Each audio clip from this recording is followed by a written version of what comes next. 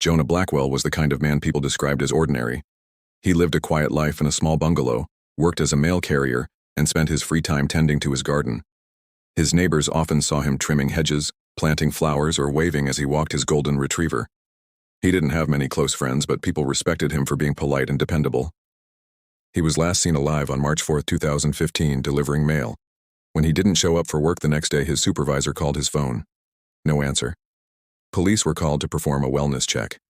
Inside Jonah's home, everything looked normal, except for the fact that his dog was locked in the laundry room, barking frantically. There were no signs of forced entry. Jonah's keys, wallet, and phone were missing, but his car was still in the driveway. Suspicion grew quickly when one neighbor, Lorraine Jenkins, mentioned hearing loud arguing the night before his disappearance. Another noted that Jonah had recently had several late-night visitors. 4 days later, a smell began emanating from Jonah's backyard. Authorities arrived with cadaver dogs and began digging near the freshly planted flower bed.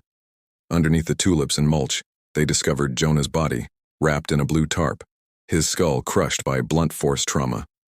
Shock rippled through the neighborhood. Who would do something so gruesome, and why bury him in his own yard? The autopsy revealed Jonah died from repeated hammer blows to the head. Forensics found traces of blood and hair in the backyard shed, indicating the murder occurred there. Surveillance from a neighboring house showed a shadowy figure entering Jonah's property around midnight the night he vanished. A breakthrough came from an unlikely source: Jonah's bank account. Investigators found several large withdrawals days before the murder, each deposited into an account belonging to a woman named Clarissa Dunn. Clarissa, 29, was a waitress with a troubled past, drug arrests, petty theft, and an abusive ex-boyfriend. Jonah had met her a year earlier at a diner and offered her a ride home. That ride led to a secret relationship. Jonah believed he was helping Clarissa turn her life around. He gave her money, helped her get a car, and paid her rent. But friends later revealed that Clarissa was often manipulative and distant. He had confided to one coworker, "I think she's using me, but I can't stop helping her." Clarissa was arrested and initially denied everything. But after being shown the bank records and surveillance footage, she cracked. She confessed that she and her new boyfriend, Tyler Hensley, had planned to rob Jonah. Jonah had recently found out about her new relationship and threatened to cut her off financially.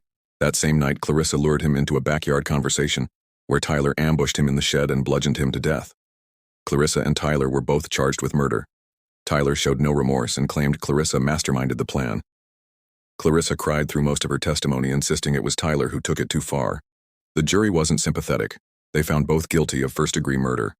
Clarissa Dunn, sentenced to life in prison without parole. Tyler Hensley also received life without parole. Both are incarcerated in separate Iowa correctional facilities.